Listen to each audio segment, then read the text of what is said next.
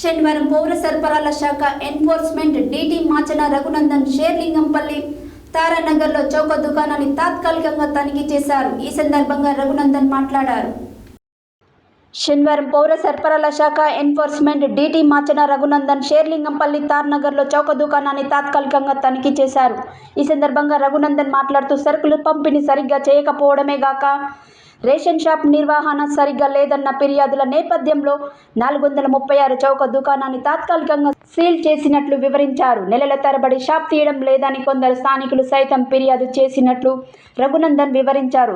Ration నిర్వహణ అస్తవ్యస్తం కావడంతో కనీసం తనిఖీకి కూడా అవకాశం లేకపోవడం వల్ల చౌక దుకాణాన్ని సీల్ చేసినట్లు చెప్పారు.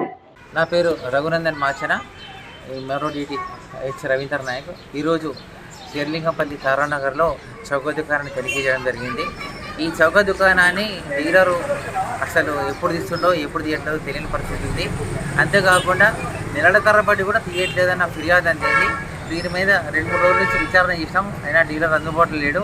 ఈరోజు కూడా చౌక దుకాణానికి వస్తే ఫోన్ స్విచ్ ఆఫ్ తీసింది, అందుబాటులో లేడు. ఆ నేపథ్యంలోనే మరి లోపల నిల్వలు కరెక్ట్ ఉన్నాయా లేవా అని కూడా విచారణ జరపాల్సిన అవసరం ఉంది. ఈ మేరకు తాత్కాలికంగా ఈ చౌక దుకాణాన్ని 346 తారానగర్ షేర్లింగంపల్లి ఈ దుకాణాన్ని తాత్కాలికంగా సీల్ చేసేసి వేరే వాళ్ళకి అప్పచెప్పి మళ్ళీ తరవు ఎంక్వైరీ కోసం అని చెప్పేసి ఈరోజు సీల్ చేయడం జరిగింది. దీన్ని మళ్ళీ పకడ్బందీగా ఇంకెవరైనా ప్రజలు కూడా ఫిర్యాదు చేస్తే వాళ్ళు చేసిన ఫిర్యాదు మీద కూడా స్పందించి గట్టి చర్యలు తీసుకుంటాం. డీలర్లు ఎవరైనా సరే చౌక దుకాణాలు ఇష్టం వచ్చినట్టు నిర్వహిస్తాం మాత్రం డీలర్షిప్ క్యాన్సిల్ చేస్తాము.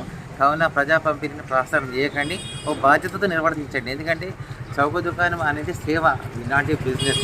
మీరు కనీసం ఆ వారం 10 రోజులు కూడా రేషన్ సరిగ్గా నిర్వహించకపోతే ప్రజలకు ఏం జవాబు చెప్తాం? అందుకోసమని ప్రజల నుంచి ఫిర్యాదు రాకుండా సమర్థవంతంగా నిర్వహించండి.